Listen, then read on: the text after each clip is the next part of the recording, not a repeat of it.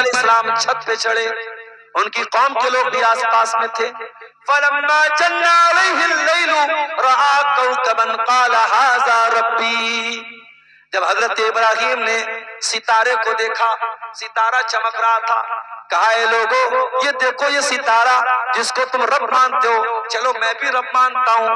فَلَمَّا أَفَلَ، تھوڑی دیر کے بعد جب صبح ہوئی ستارہ غائب ہو گیا، ابراہیم نے کہا او لوگو ستارہ تو غائب ہو گیا، ستارہ تو ڈوب گیا، لا احب الآفلین، اور میں ڈوبنے والوں کو پسند نہیں کرتا، جو ڈوب جائے وہ رب نہیں ہو سکتا، وہ ہمارا معبود نہیں ہو سکتا۔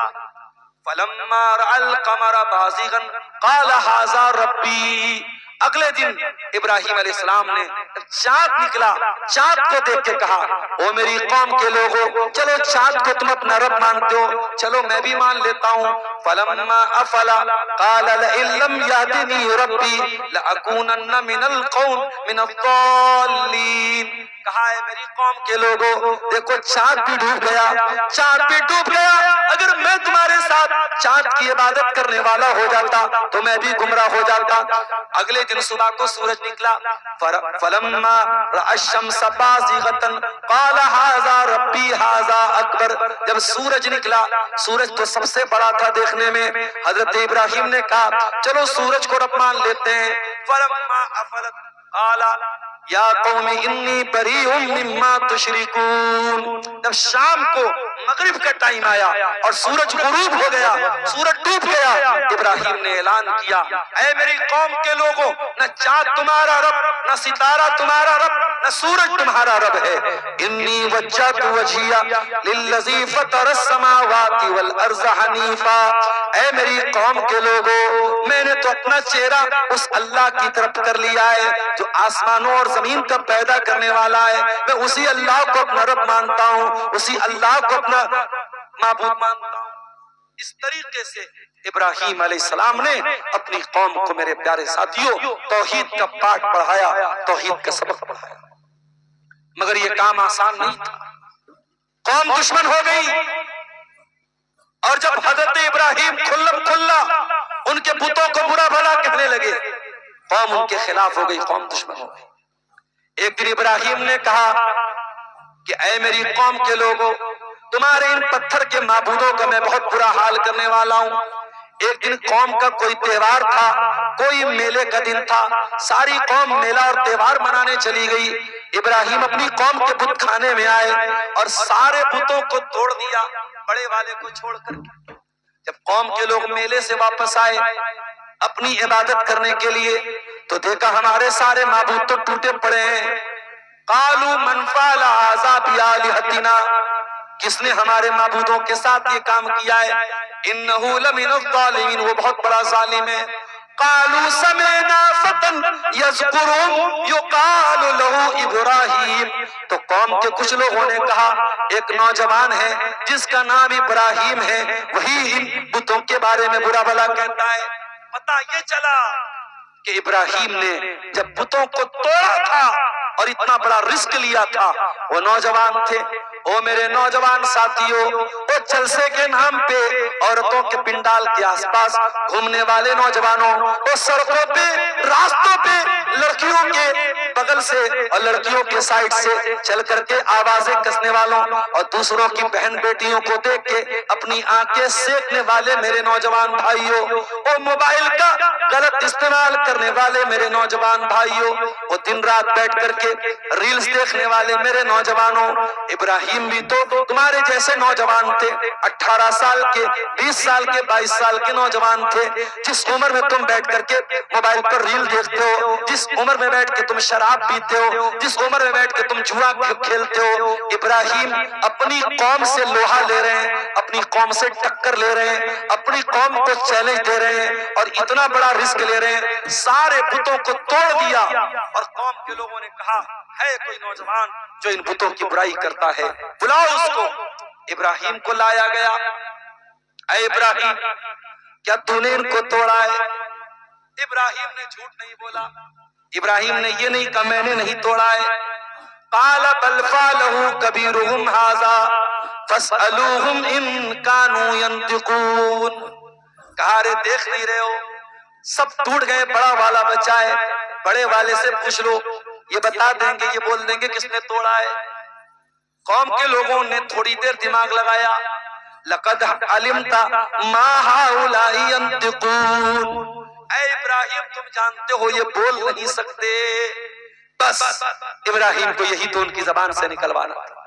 قال اف لکم ولما تعبدون من دون اللہ افتعبدون من دون اللہ، اے میری قوم کے لوگوں افسوس ہے تمہاری عقل کے اوپر، تم اللہ کو چھوڑ کے ایسی چیزوں کی عبادت کرتے ہو جو نہ نقصان پہنچا سکتی ہیں، نہ فائدہ پہنچا سکتی ہیں، نہ سن سکتی ہیں، نہ دیکھ سکتی ہیں، نہ بول سکتی ہیں۔ تمہاری عقل ماری گئی ہے، تمہاری مت ماری گئی ہے، تم کیوں ان کی عبادت کرتے ہو؟ جب ابراہیم نے اتنی مضبوط دلیل دے دی اور ابراہیم کی قوم لاجواب ہو گئی، تو ہر زمانے میں طریقہ کیا رہا ہے؟ جب باطل کے پاس دلیل کا جواب دلیل سے نہیں بچتا ہے تو باطل طاقت کا استعمال کرتا ہے۔ قالوا حرقوه وانصروا آلهتكم ان كنتم فاعلین، قوم کے لوگوں نے کہا ابراہیم کو جلا ڈالو، اس کو آگ میں ڈال دو، اپنے معبودوں کی مدد کرو۔ ابھی جاوید اختر صاحب کا ایک ویڈیو میرے سامنے آیا۔ جاوید اختر صاحب بڑے پڑھے لکھے ہیں، بڑے قابل آدمی ہیں، بالی ووڈ کے لیے گانے لکھتے ہیں، بڑے یعنی انٹلیکچوئل پرسن مانے جاتے ہیں۔ ان کا ایک ویڈیو میں نے دیکھا، بڑی بچکانہ بات انہوں نے کیا کہا کہ آپ اپنے گھر میں نوکر رکھتے ہیں تو سوچ سمجھ کے رکھتے ہیں، اپنی گاڑی کا ڈرائیور رکھتے ہیں تو سوال کرتے ہیں کیسی گاڑی چلاتے ہو، پہلے کہاں چلاتے تھے، کتنی سیلری لوگے، اپنے گھر میں کھانا پکانے والا باورچی رکھتے ہو، کک رکھتے ہو، اس کی سیلری دینے کے پہلے سوال کرتے ہو۔ کہا وہ لوگوں بڑی عجیب بات ہے، باورچی رکھتے ہو تو سوال کرتے ہو، ڈرائیور رکھتے ہو تو سوال کرتے ہو، نوکر رکھتے ہو تو سوال کرتے ہو، اور گاڈ کو ایسے ہی مان لیتے ہو، گاڈ کو ایسے ہی رکھ لیتے ہو، گاڈ کے بارے میں کوئی سوال نہیں کرتے۔ اب ذرا سوچئے کہ بھان مٹی کا کنبہ جوڑا، کہاں کی اینٹ کہاں کا روڑا۔ جاوید اختر صاحب اللہ کو کس سے جوڑ رہے ہیں؟ نوکر سے جوڑ رہے ہیں، ڈرائیور سے جوڑ رہے ہیں، کک سے جوڑ رہے ہیں۔ ہم جاوید اختر صاحب سے کہنا چاہیں گے جاوید صاحب آپ کی مثال صحیح نہیں ہے، ڈرائیور کو ہم سیلری دیتے ہیں، باورچی کو ہم سیلری دیتے ہیں، نوکر کو ہم تنخواہ دیتے ہیں، اور اللہ تو وہ ہے جس نے ہم کو پیدا کیا۔ ہم اپنی ماں کے پیٹ میں تھے، 9 مہینے اپنی ماں کے پیٹ میں تھے، دنیا ہمارا نام بھی نہیں جانتی تھی، ہم تو ماں کے پیٹ میں تھے، ہمارا چہرہ بھی کسی نے نہیں دیکھا تھا۔ دنیا میں آئے تو کوئی سیلفی لے رہا ہے، کوئی ویڈیو بنا رہا ہے، کوئی فوٹو لے رہا ہے۔ جاوید اختر صاحب جب اپنی ماں کے پیٹ میں تھے، وہاں کون سی ذات ہے جو ماں کے پیٹ میں ہمیں آکسیجن پہنچا رہی تھی، ہمیں کھلا رہی تھی، ہمیں پلا رہی تھی، ہمارا دل بنا رہی تھی، ہمارا دماغ بنا رہی تھی، ہم کو 9 مہینے ماں کے پیٹ میں ایک کمپلیٹ انسان بنانے والا کون ہے؟ وہی تو گاڈ ہے، جس کو آپ گاڈ کہتے ہیں اور جس کو ہم اللہ کہتے ہیں، وہ اللہ ہے۔ جاوید اختر صاحب اللہ کو ہم نے نہیں رکھا، اللہ ہم کو رکھتا ہے۔ ارے اللہ اگر چاہے ابھی بنارس میں صبح مدرسے میں پڑھا رہا تھا، ایک ہمارے محلے کے قریب سے ایک خبر آئی، 2 لڑکے بائک سے جا رہے تھے اور ایک تیز رفتار کی ایمبولینس آئی اور بائک کو لڑاتے ہوئے، اور بائک پر 2 لوگ سوار تھے، ایک تو کچلتے ہوئے چلی گئی، ایک کا آن اسپاٹ انتقال ہو گیا، ایک بیچارہ بھی ہاسپٹل میں آخری سانسیں لے رہا ہے۔ ارے اللہ تو وہ ہے جو پل بھر میں ہمارے دل کی دھڑکن کو روک سکتا ہے، پل بھر میں ہمیں موت دے سکتا ہے۔ اللہ وہ ہے جو ذرا سی آکسیجن کو روک لے، ہمیں آکسیجن کا سلنڈر لینا پڑتا ہے۔ اللہ وہ ہے جو دل کو ذرا سا دھڑکنا روک دے تو ہارٹ اٹیک آ جاتا ہے۔ اللہ وہ ہے جو دماغ کا کوئی تار اگر چھوڑ دے تو ہم پاگل ہو جاتے ہیں۔ جاوید اختر صاحب اللہ وہ ہے جو ہمیں جلاتا ہے اور مارتا ہے۔ اللہ کو آپ ڈرائیور اور کک کے ساتھ اس کی مثال نہیں دے سکتے ہیں۔ ابراہیم علیہ السلام نے اپنی قوم کو سمجھایا کہ اے میری قوم کے لوگوں، مت عبادت کرو پتھر کے بتوں کی جو تمہیں فائدہ نہیں پہنچا سکتے، نقصان نہیں پہنچا سکتے، نہ دیکھ سکتے ہیں نہ سن سکتے ہیں۔ قوم کے لوگوں نے کہا جلا ڈالو ابراہیم۔ اکیلے ابراہیم کو جلانے کے لیے بہت بڑی آگ جلائی گئی۔ میرے پیارے ساتھیوں، ایک آدمی کو جلانے کے لیے کتنی آگ چاہیے ہوتی ہے، مگر ابراہیم کو جلانے کے لیے اتنی بڑی آگ جلائی گئی، پورا گاؤں جلایا جا سکتا تھا، پورا قبیلہ جلایا جا سکتا تھا۔ اور جب آگ جلائی گئی، عورتیں آ کر کے لکڑیاں دیتی تھی۔ کسی عورت کا بچہ بیمار ہو جاتا تھا، کہتی تھی اگر میرا بچہ ٹھیک ہو جائے گا میں ابراہیم کی آگ میں اتنی لکڑیاں دوں گی۔ بہت خطرناک آگ جلائی گئی، اور جب آگ میں ڈالنے کا نمبر آیا ابراہیم کو، ابراہیم کا کرتا اتار دیا گیا، ابراہیم کے بدن سے کپڑا اتار دیا گیا اور ان کو برہنہ کر کے اور ننگا کر کے آگ میں ڈالا گیا تاکہ آگ جلدی سے ان کے بدن کو جلا۔ ابراہیم کو آگ میں ڈالا جا رہا ہے، ابراہیم کی پیشانی پر کوئی بل نہیں ہے، ابراہیم کے چہرے پر کوئی گھبراہٹ نہیں ہے، کوئی رونا دھونا نہیں ہے، کوئی شکایت نہیں ہے۔ جب ابراہیم کو آگ میں ڈالا گیا، ابراہیم کی زبان پر ایک ہی جملہ تھا، حسبی اللہ و نعم الوکیل۔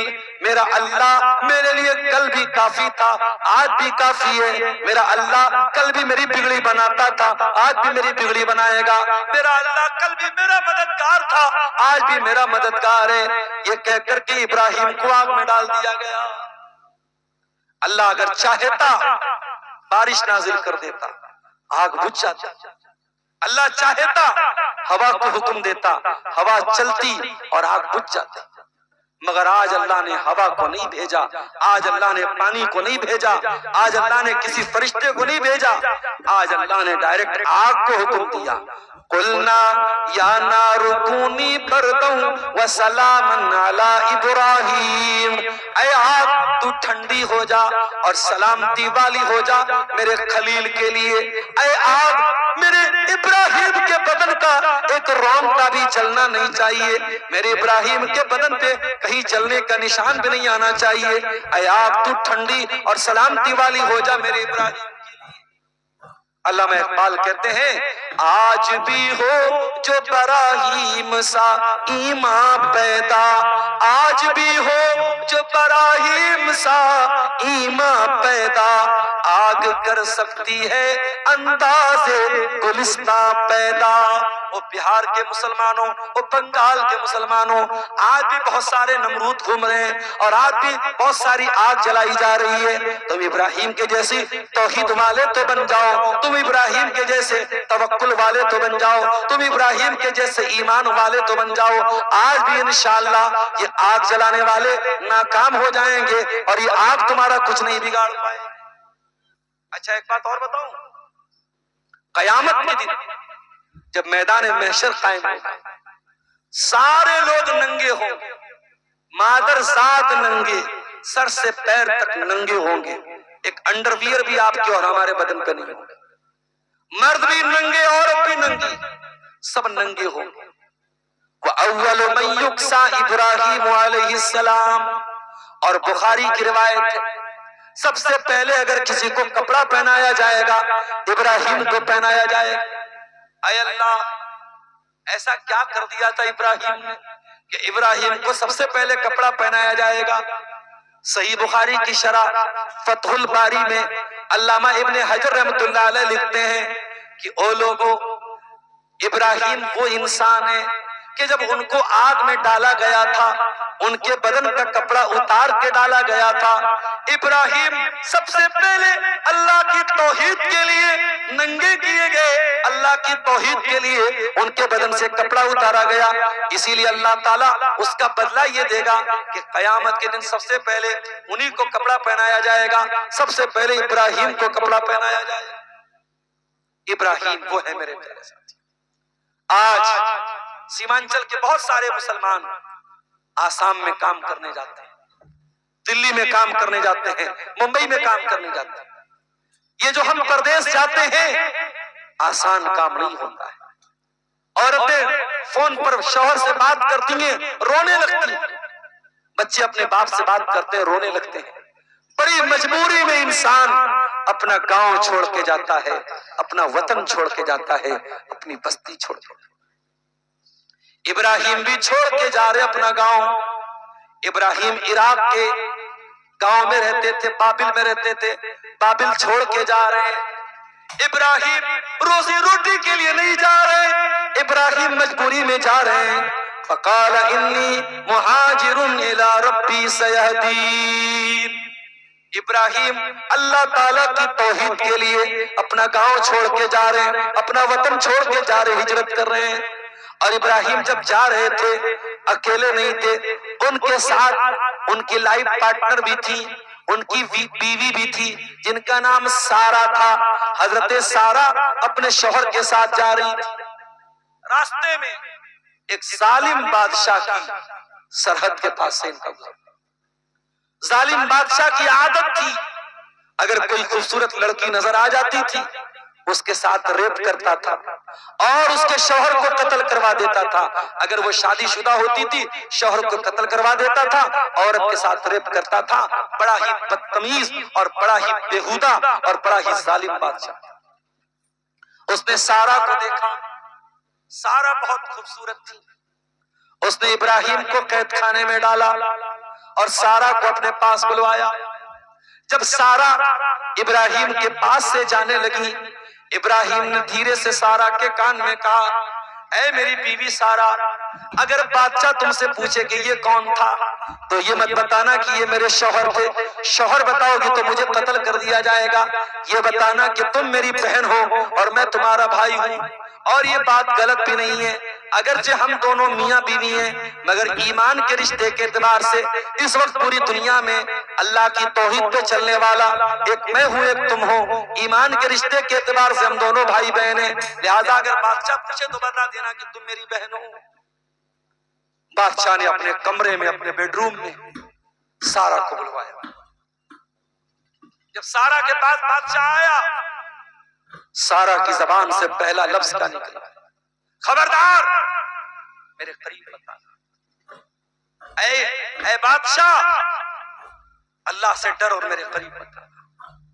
او میری پیاری ماں و بہنوں، ایک عورت کے کیریکٹر سے بڑھ کے، اس کے کردار سے بڑھ کے کچھ نہیں ہوتا۔ عورت کا کنگن کھو جائے واپس مل جائے گا، عورت کا زیور کھو جائے واپس مل جائے گا، عورت کی حیا چلی جائے دوبارہ کبھی نہیں ملتی۔ عورت کا اصل کنگن، اصل زیور اس کی حیا ہے، اس کی آبرو ہے، اس کی عزت ہے۔ اس لیے میری پیاری ماں بہنوں، کبھی اپنے آپ کو کسی کے ہاتھ کا کھلونا نہ بننے دینا۔ کوئی لاکھ پیار محبت کا اقرار کرے، کوئی لاکھ تم کو میسج کرے، کوئی لاکھ تم کو کال کرے، جب تک کوئی نکاح کے رشتے میں، نکاح کے بندھن میں حلال طریقے سے، جائز طریقے سے آپ کے باپ کی اجازت لے کر آپ سے نکاح نہ کرے، کبھی پیار اور محبت کی باتوں پہ بھروسہ مت کرنا۔ یہ پیار اور محبت کے نام پہ بیوقوف بنایا جا رہا ہے، یہ عزت کو لوٹنے کی اور عورت کو بے آبرو کرنے کی چال چلی جا رہی ہے۔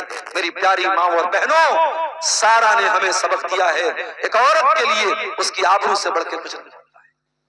بادشاہ آگے بڑھا، ابراہیم علیہ السلام قید خانے میں ہیں اور نماز پڑھ رہے ہیں اور اپنی بیوی کی آبرو کی حفاظت کی دعا کر رہے ہیں۔ جب بادشاہ سارا کے قریب پہنچا، بادشاہ کا ہاتھ پتھر کا ہو گیا، بادشاہ اسٹیچو بن گیا، بادشاہ کا ہاتھ ہل ہی نہیں رہا ہے۔ بادشاہ نے کہا، اے عورت تو دعا کر دے میں ٹھیک ہو جاؤں، میں دوبارہ تجھے ہاتھ نہیں لگاؤں گا۔ سارا نے اللہ سے دعا کیا، اللہ اس کو ٹھیک کر دے۔ بادشاہ ٹھیک ہو گیا، دوبارہ پھر غلط نیت سے ہاتھ بڑھایا، پھر پتھر کا ہو گیا۔ لگاتار 3 مرتبہ ایسا ہوا اور تینوں مرتبہ حضرت سارا نے دعا کر دی، ٹھیک ہو گیا۔ او لوگوں، پتہ یہ چلا کہ اگر عورت نیک ہو تو اللہ تعالیٰ عورت کی دعا کو بھی قبول کرتا ہے اور عورت کے ذریعے بھی کرامت ظاہر ہوتی ہے۔ یہاں سارا کی کرامت دیکھیے کہ سارا کی عزت پر ہاتھ ڈالنے کے لیے جو بادشاہ آگے بڑھ رہا ہے، بادشاہ کا ہاتھ پتھر کا ہو جاتا ہے اور سارا دعا کرتی ہے، بادشاہ ٹھیک ہو جاتا ہے۔ جب لگاتار 3 مرتبہ ایسا ہوا بادشاہ نے کہا لے جاؤ اس کو، کس کو لے کے تم لوگ چلے آئے؟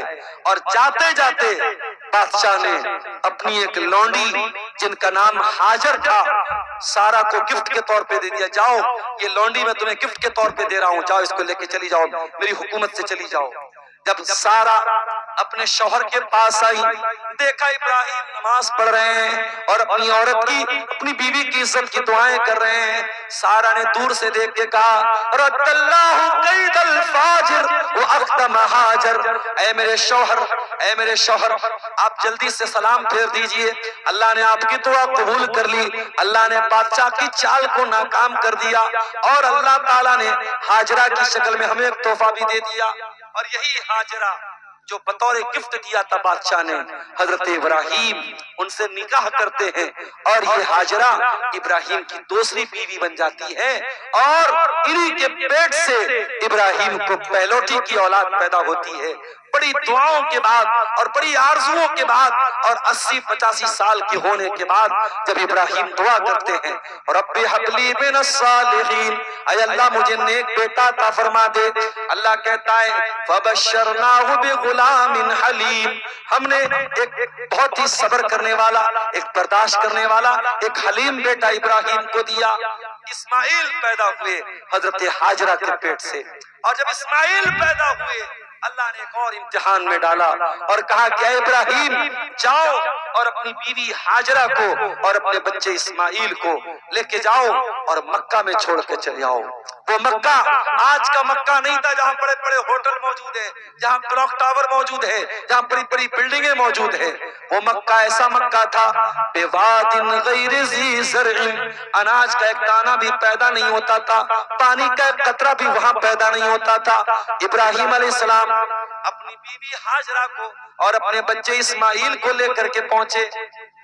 خانے کعبہ بھی ٹوٹ پھوٹ چکا تھا، خانے کعبہ کا تھوڑا سا نشان بچا ہوا تھا، وہیں پر ابراہیم نے اپنی بیوی ہاجرہ کو چھوڑا اور اپنے بچے اسماعیل کو چھوڑا اور چھوڑ کر کے جانے لگے۔